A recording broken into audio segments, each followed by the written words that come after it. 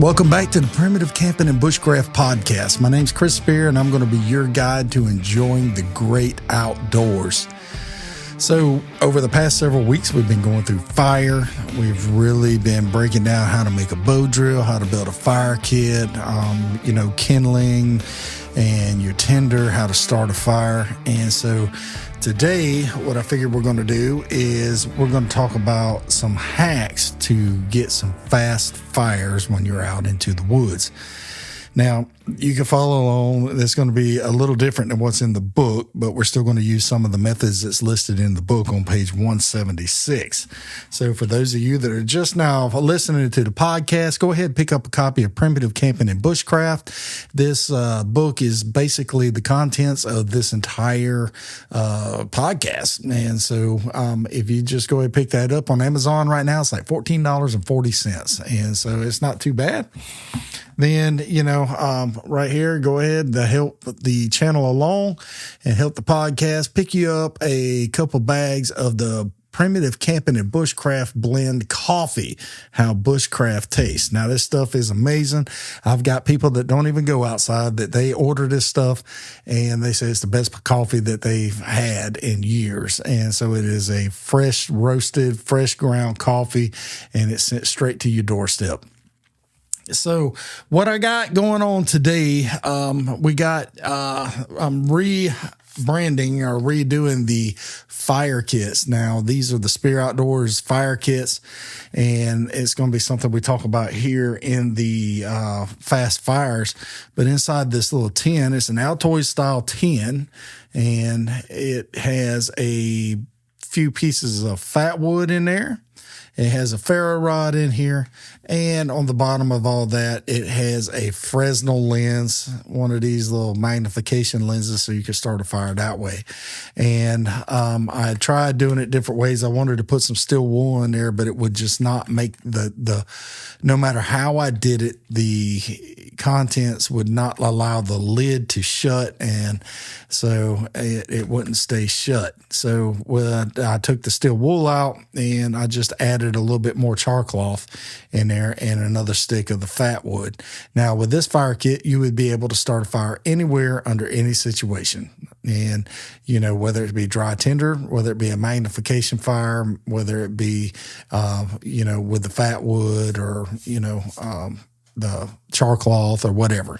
Now, these little kits are pretty cool, so I'll leave a link in the description here where you can pick those up.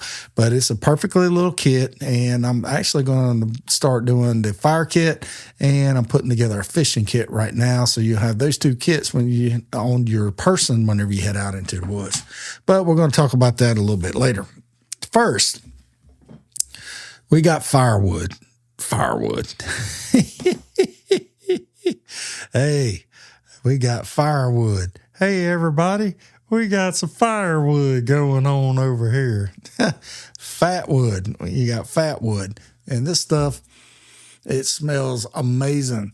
Now, a different company, Minuteman Stoves, the guy from Minuteman Stoves, I cannot remember his name. I apologize if you're listening to this. I deeply apologize. But he is he puts together rocket stoves, and these rocket stoves are amazing. He sent me one to do some videos with, and, I didn't get a lot of views on those videos. So, but, I got some more videos coming up with the rocket stove coming. But he's included some of these, what they call Maya sticks, but this is just Fatwood. And Fatwood is amazing stuff, and we have talked about it from day one in the fire section here that Fatwood is the way to go to start a fire. If you have no other way to start a fire, Fatwood is going to start you a fire. Now, Fatwood goes by many names, and I'm going to read word for word right here, okay? So bear with me. I did grow up in Mississippi. Fatwood goes by many names: lighter knot, fire pitch, fat lighter, pitchwood, and many more.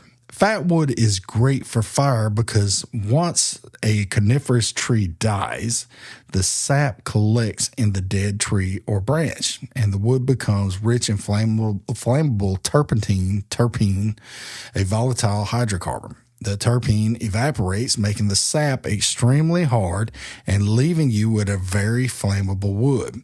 There are roughly 125 different species of conifers or pine trees worldwide. So the chances of you being able to find fatwood in your location or your geographic area is very high. Fatwood has a very intense turpentine smell, which smells similar to pine saw. Has anybody used pine saw to clean their house? That's exactly what this stuff smells like. It smells like turpentine. It smells like it smells like pine. It's hard to describe how intense the pine smell is.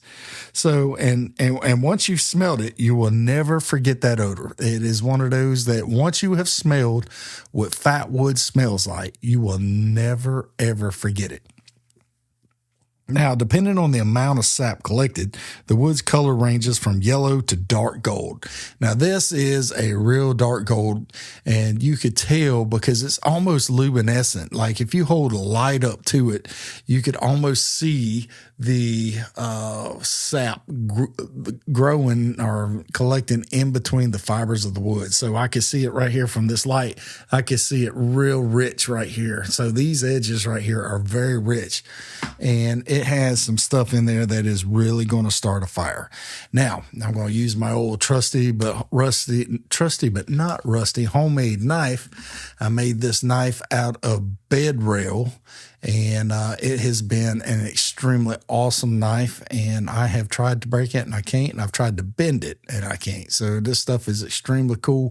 Throw sparks, but you're going to use the spine right here, and you're just going to go back and forth, and you're going to collect those shavings. Now, I've done countless videos of this on YouTube's and TikTok and Facebook and all those, but you just keep going back and forth, and you have a huge pile of these wood shavings. And then those wood shavings, you take your ferro rod and you throw a spark. I'm not going to do it in here because I don't want to light the house on fire, but you throw that spark onto them, the fat wood shavings, and you will have a fire. And did I mention that fat wood is waterproof and it will burn in the rain? The rain's not going to put it out. A heavy downpour might put out a small fire, but I was on a camping trip with my son, and the only way that we could get a fire to burn was with fatwood. And so we ended up burning fatwood the whole time. It was about this time, February. It was cool. The rivers were flooded. It rained every day for 8 days. It was miserable. And, it was just one of those things to where the fatwood was the only way to get a fire going. And so that's what we did. Now, in the book, it says the bark pictured here is scraped away and the shavings were made using a 90-degree spine of a knife. Then you use a ferro rod to generate the spark in the fatwood, and it should erupt into flame even if it's wet or damp. All right, so a ferro rod is going to produce 5,000 degrees of spark. And with that 5,000 degrees, it's going to burn off the water or the dampness, and it is going to actually ignite that fatwood. Now, you disagree with me all you want. That's fine. That's why we live in America. And for those of you that live in America that's watching from here, and everybody's got an opinion. But I'm telling you now, fatwood is the way to go to start a fire. There it is. If you had, that's why I put this fire kit together with a ferro rod, fatwood, char cloth, and a magnification lens. Because if you got those 4 items, you can start a fire anywhere under any conditions. And, I made the 10 because you're able to make more char cloth when you're in the field. and or charred material. It don't have to be cloth. It can be other materials such as charred punk wood. It could be, certain leaves. It could be certain plants and materials. So now that was method number one. So we used the Fatwood to start our fire. Now method number two is going to be Cattail Fluff, which I do not have any here. But Cattail Fluff we talked about it last time or one of the previous times, and Cattail Fluff is an amazing way to start a fire, but it's called a flash tinder. What's going to happen, you're going to throw that spark to it, it's going to go woof, and it'll burn like gasoline. So you have to have something else there to catch fire quick. So if you're going to have that Cattail Fluff in there, you got to have a real fine tinder, all the way broken down to very fine fibers in order for it to catch. I'm not saying it can't, but it can. In addition to being a decent food option in a pinch, cattails can be used as tinder. The part of the top of the plant that looks like the sausage is called the flower head. It's made of thousands and thousands and millions of seeds with fluff, and it's compact. And I've watched a video with Creek Stewart, him and his wife went out and made pillows out of cattail fluff. And so they used the fluff from the cattails to fill their pillows. And I thought that was pretty cool, is seeing somebody actually going the distance as using natural material to make pillows for them to sleep with. Now, this explained already that it is called a flash tinder, that once a spark hits it, it will ignite very quickly, almost like gasoline. And it does just like gasoline. Woof. And I'm going to do it again. Woof. Yeah. All right. So if somebody can take that and turn it into a little sound effect, send it back to me, that'd be great. That way I can be right here on the podcast and just go, woof. Yeah, well, kill me. Am I the only person that thinks I'm funny? Let me know in the comments. So with the trickiness of this tinder in mind, you want another tinder source available when starting your fire. Place the cattail fluff on the top of your other tinder source to increase your chance of getting steady flames going. If you take a few tries, it can absolutely create a substantial fire. So cattail fluff, depending on the time of the year, obviously, these sausages on the cattails or the flower heads are in the springtime, they actually produce pollen. You could take a Gatorade bottle, like one of your little 20-ounce Gatorade jugs, and stick the flower head in there and knock all the pollen out and collect pollen from several of them, and you can actually make a pancake or a biscuit out of that pollen, use it as flour. And so there's recipes out there for you to do that. All right, so moving right along, we got two methods right here. I included this Fresnel lens inside the fire kit. All right. Now, the Fresnel lens, it was interesting how Fresnel lenses work. If you look at it, you see it kind of looks like fingerprint prints all the way around. So what that is doing is taking the different lengths of light waves and it's breaking it down and actually concentrating them. So they use the Fresnel lens to magnify the light on lighthouses way back in the day.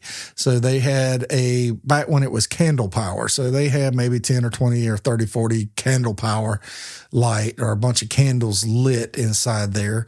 And they used the invention of the Fresnel lens to magnify the light and shine it out to make it brighter than it actually was. So what we're doing is we're actually taking the Fresnel lens and we're going to actually magnify the sun's rays and use it as a magnifying glass to start a fire. Now, the real beauty of a Fresnel lens is that it fits in your wallet as a credit card. You know, it's just like your credit card, debit card, or anything. It's extremely flexible. I haven't broke one yet, you know, and it is extremely awesome to start a fire with. And these dudes are amazing at starting fire, especially if you have some sort of char cloth. That's why I teamed up some char cloth in this fire kit. I put char cloth in here with the Fresnel lens and with the ferro rod because you can use it two different ways. Now, when you're actually using a Fresnel lens with some char cloth, the dark side of the dark material will actually receive the concentrated sunlight better and start you an ember.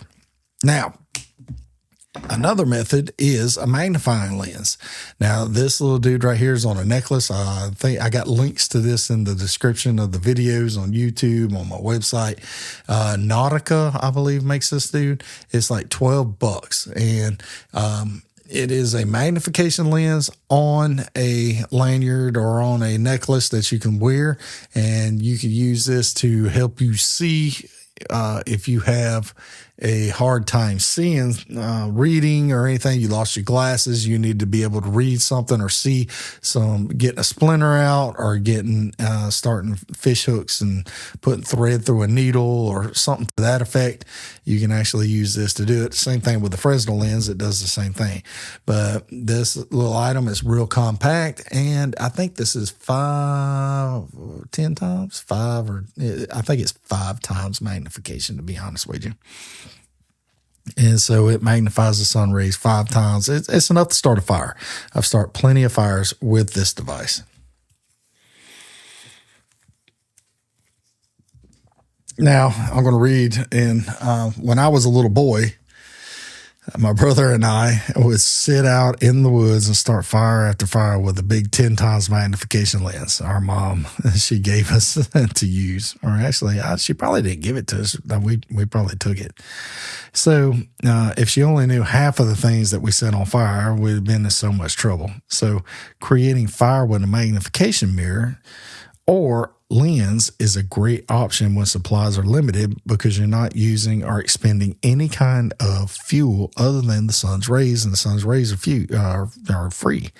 Now, that I didn't put it on the table, I didn't bring it in here with me today, but the magnification mirror I mentioned in here with magnification is you can get a 10 times magnification mirror from the Dollar General or some kind of little, store that in their makeup section. And these ladies use them for putting on their makeup, putting on their mascara or whatever. And this is a 10 times mirror. And you can use that mirror to start a fire just as effectively as you can use a magnifying lens or a magnifying glass.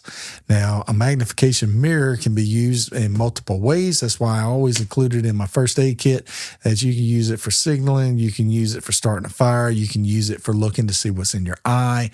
You can pop your zits with it if you want to or whatever. Who cares? But there is a multi-use item, and it can be used for more than one thing.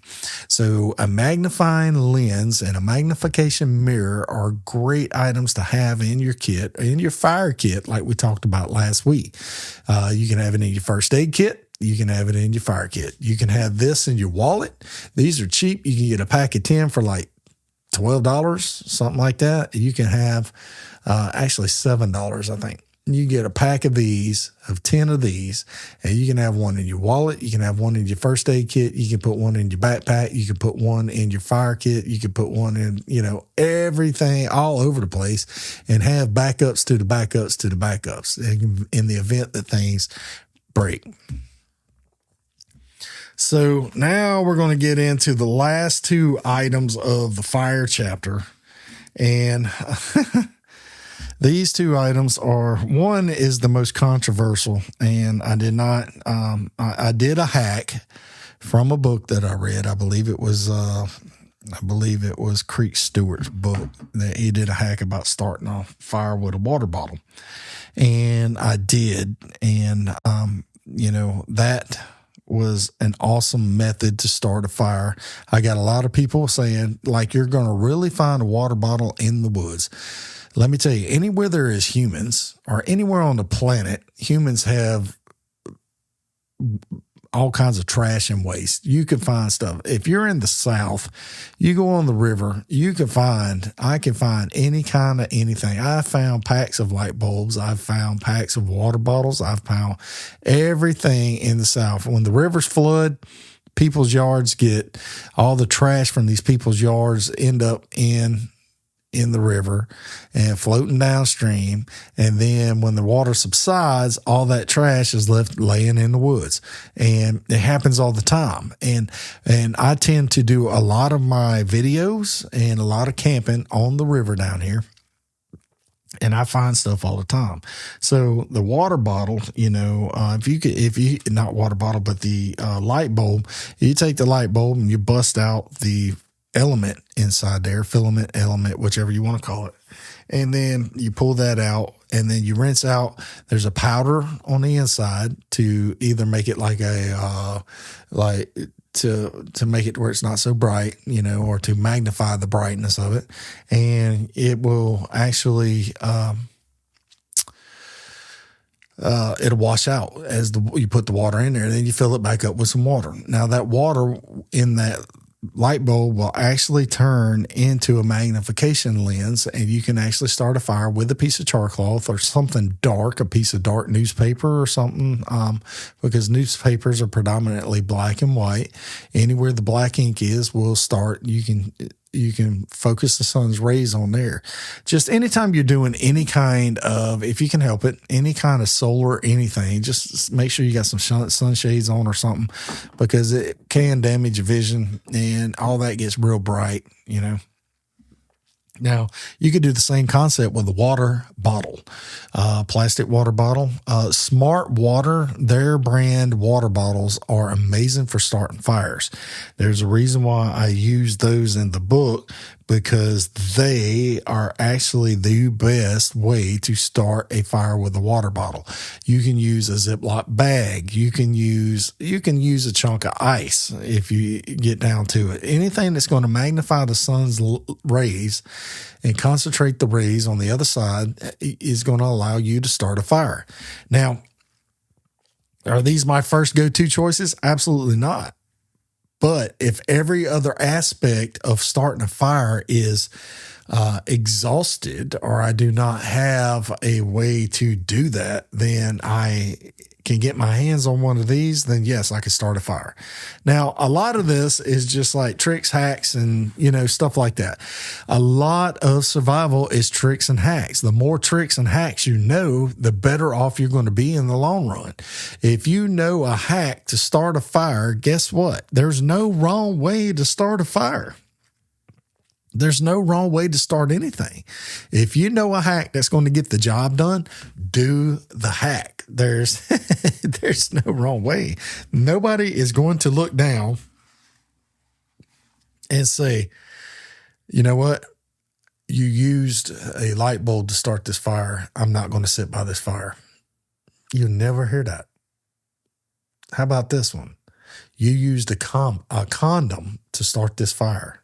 I'm not going to sit by this fire. That's not going to happen. Only on TikTok will you ever get banned from showing a video of you starting a fire with a condom. I've done that. You take a condom, you fill it up with some water, you tie it off and make a ball. It makes a ball of water. It's the same concept we're talking about with the light bulb and the water bottle or a Ziploc bag, but you can use a condom, and you can actually use that condom to start you a fire. Condoms have uses besides their purpose and birth control purpose. Condoms are used to keep water out of barrels of guns. Condoms is used to keep certain things dry. You can use them to haul water. You can use them to store water. You can use them to start fires. Condoms have so many purposes. You can use them as a tourniquet in a pinch. Come on, give me a break. I don't need to hear all the garbage. I just say it in a pinch. If that's all you have. ahead. I would prefer you use a shirt or a piece of paint line or something like that. Besides that, let's erase that. I never said that. People are going to eat me up. But anyway, there's multiple uses for everything. The best thing to have with you in a first aid kit is a tourniquet, and a proper tourniquet. And I acknowledge that. Don't try. I've seen people use belts. I've seen, stuff like that. Just use a proper tourniquet. All right. So, but anyway, moving along to next, we're going to have food. But talk about two more things as far as starting fire. And I cannot reiterate this as often as I do. I mean, I can't. I can't overstate this. These fire starters, these all-weather fire starters, you have an entire block of magnesium on one side, you have a ferro rod on the other. And these are the most amazing fire starters I have ever seen. They will start a fire in, just like the name says, in all weather. The magnesium, you scrape off a huge pile of magnesium and you're able to get almost anything lit. And so this has turned into my go-to, always use fire starter. I love it. I take it with me when I go camping. I take it with me when I'm going in the woods. This is in my kit. This is the most amazing fire starter on the planet right now, in my opinion. And, I also use black bear fire plugs. Those things are amazing. I don't care how much they cost. A little bag of those fire plugs is always worth it, because you could put a couple of them in. You could put a few of them in a fire kit if you wanted to take them in the fire kit, and it's an instant fire. All it needs is one spark and you are done. You're done. So, I told you I was going to get into this fire kit a little bit more. So the fire kit itself is an Altoid style tin can. And inside there, I got 4, maybe 5, depending on the size, pieces of Fatwood. Now, these little Fatwood sticks can be, you take your knife and you can split these down even smaller. You can take one of these sticks and make more than enough shavings from the back of your knife and start you a fire. Now, these sticks right here, you can easily split these down into 4, 5, 6, 7, 8, 9, 10, 11. You can have 11 more sticks out of these 4 sticks right here. And, you can shave these dudes down and turn these into several fires.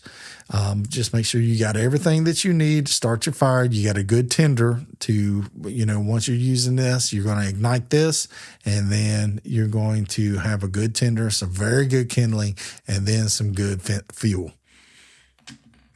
Now, the ferro rod is about a 3-inch by 1/8 inch or 1/4 inch. It looks like 1/4 inch. Ferro rod, and this dude is pretty good at starting fires. It comes with a good scraper here, so if you don't have a knife. Now, the beautiful thing about the scraper is that you can use this scraper to scrape your Fatwood and make your shavings off of here. You can use this scraper to just scrape this thing, and you can have all that you need to start a fire. Now, you got tons of char cloth in here. Now, these were old denim jeans, which I find is the absolute best char cloth, is using denim jeans. And you got tons of fire starting potential in here with this char cloth. And, you can use this. You can even take a couple rocks, hit a couple rocks together into the bucket. You're just dropping the sparks down in there, and the spark will land on this char cloth and it will ignite. You will get an ember. Then once again, down in the bottom of the kit, I have the Fresnel lens here. Now, the Fresnel lens is, like, we've just spent a whole episode talking about it, but that will start you a fire no matter where or what, as long as you have a bright, sunny day. Now, here in Mississippi, you always hear that, if it's the wintertime, you're not going to get a solar fire. Yeah, you will. You just have to be a little bit more patient. You will get a solar fire. All right. So Down we go. In we go. Now that is what is inside these kits. So if you're interested in these kits, go ahead, leave me a comment, let me know, and I will let you know where I can or how to get them to you. I added stuff to my Shopify store, but then all of a sudden my Shopify store gets disconnected for some reason. I don't know what going. Look, I do all this myself.